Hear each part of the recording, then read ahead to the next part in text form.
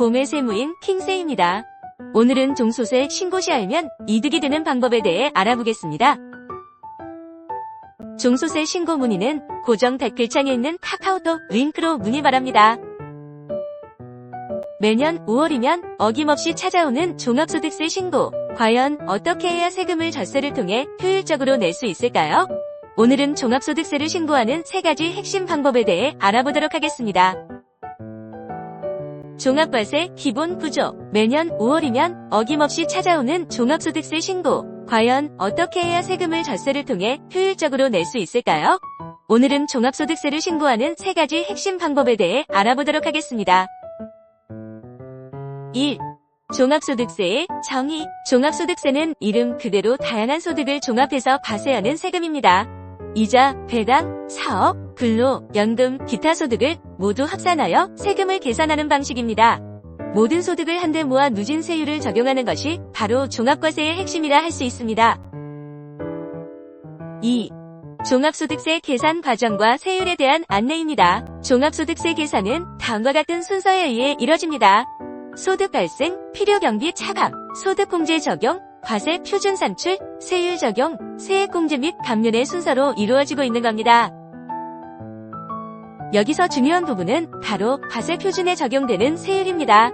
2024년 기준으로 1,400만원 이하는 6%, 1억 5천만원을 초과하면 최대 45%까지 세율이 높아집니다. 여기서 납세자들이 간과하는 부분이 있는데 바로 각 구간별 세율이 점진적으로 적용된다는 점입니다.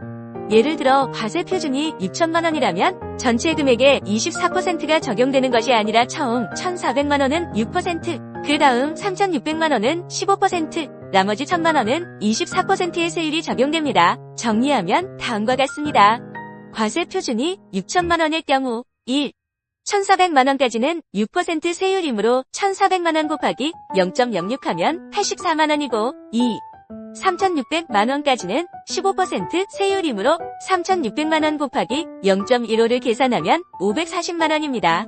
3.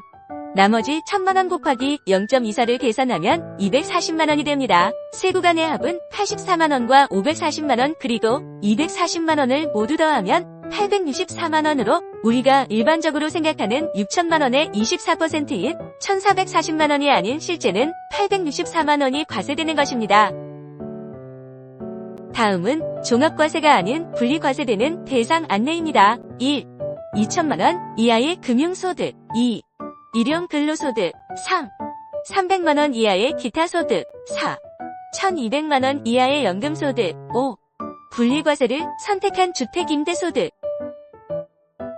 분리과세와 종소세 어떻게 신고하는 것이 더 유리할까? 분리과세의 가장 큰 장점은 종합소득세 신고 의무가 없다는 점이 편리합니다. 소득 발생 시점에서 원천 징수를 통해 이미 납세 의무가 완료되기 때문입니다. 특히 기타 소득의 경우 300만원 이하면 분리과세로 끝낼 수 있습니다. 그러나 자신의 종합소득세율이 낮다면 종합과세를 선택하는 것이 유리할 수 있습니다. 실제로 상담한 많은 고객들이 연간 소득이 낮은 경우 기타 소득을 종합과세로 신고하여 원천 징수된 세금을 일부 환급받은 사례도 많습니다. 소득공제 활용법에 대한 안내입니다. 1. 공제 항목 활용하기. 종합소득세는 본인에게 해당되는 공제 항목을 찾아 적용하면 실질적인 세부담이 크게 줄어듭니다. 과세 표준을 낮추는 방식으로 잘만 활용하면 큰 젖세 효과를 볼 수 있습니다. 2. 놓치기 쉬운 공제 항목 안내입니다. 기본적으로 본인, 배우자, 부양가족에 대한 기본 공제와 추가 공제가 있습니다. 여기에 연금보험료 공제, 주택담보노후연금 이자비용 공제, 특별소득 공제도 꼼꼼히 체크해야 합니다. 가장 놓치기 쉬운 항목은 신용카드 등 사용금액 공제와 기부금 공제입니다. 특히 사업자의 경우 필요경비로 인정받지 못한 비용 중에서도 개인적으로 소득공제를 받을 수 있는 항목이 있으니 세심하게 살펴보는 것이 좋습니다. 세액계산 실무 팁 안내입니다. 1. 세액계산 시 활용할 수 있는 팁. 마지막으로 세액계산 시 실무에서 활용할 수 있는 팁을 알려드리겠습니다. 첫째, 산출세액이 높다면 세액공제 항목을 꼼꼼히 살펴봐야 합니다.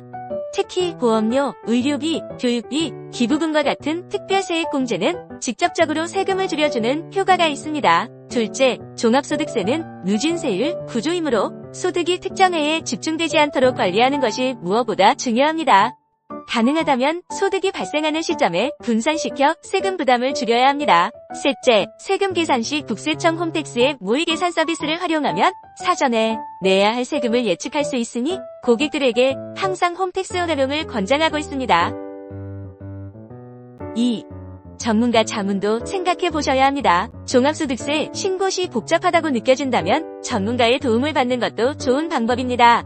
절세 효과를 생각한다면 전문가 자문 비용이 훨씬 유리할 수 있습니다. 종합소득세를 과세하는 3가지 방법을 이해한다면 불필요한 세금 부담을 줄일 수 있게 됩니다.